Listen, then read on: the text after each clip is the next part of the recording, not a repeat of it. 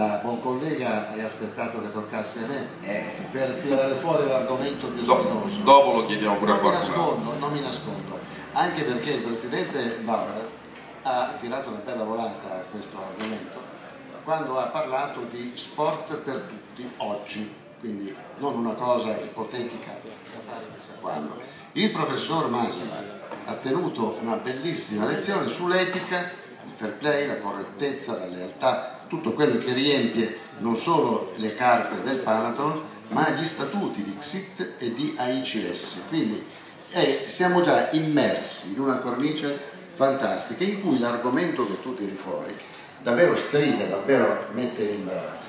Sport subito per tutti non significa certamente la moltiplicazione delle federazioni sportive, la moltiplicazione degli eventi eccetera, no, significa soltanto reinventare o moltiplicare le iniziative per portare lo sport di base laddove è più necessario.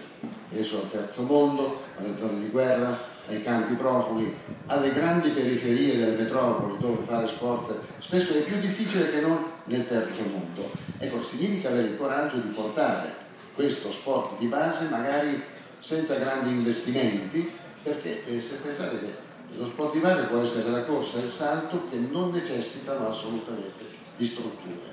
Quando però facciamo questi ragionamenti quasi politici di risparmio e di non poter spendere, non poter portare lo sport perché costa, e poi veniamo a conoscere i casi che tu hai citato, indubbiamente chi fa lo sport si pone molti interrogativi. Che cosa c'è di sbagliato, chi e come possiamo avere sbagliato nel parlare di sport in questa maniera. 8 o 9 milioni di euro buttati lì per una volgare questione di mazzette o di tangenti, come si dice in politica, e indubbiamente pensando a questa cifra mi chiedo quanti campi sportivi si potrebbero costruire, quanti eventi come questo che uniscono popoli e favoriscono lo sport di base si potrebbero organizzare.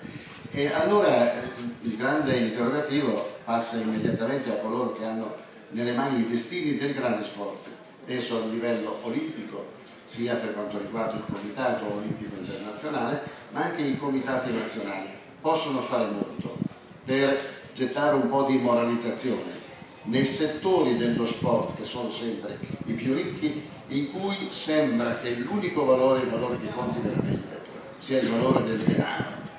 Su questo il Panathlon non ci sta. Grazie Giacomo Santini. Presidente Molea, quando pare 2 anni fa in Lettonia fu scelta, diciamo così, l'Italia come l'Appone, come detto, sempre un posto freddo.